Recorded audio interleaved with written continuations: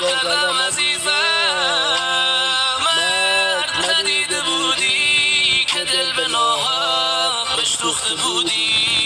گلی نیست ولی یکم کاش منو گرونتر فروخته بودی.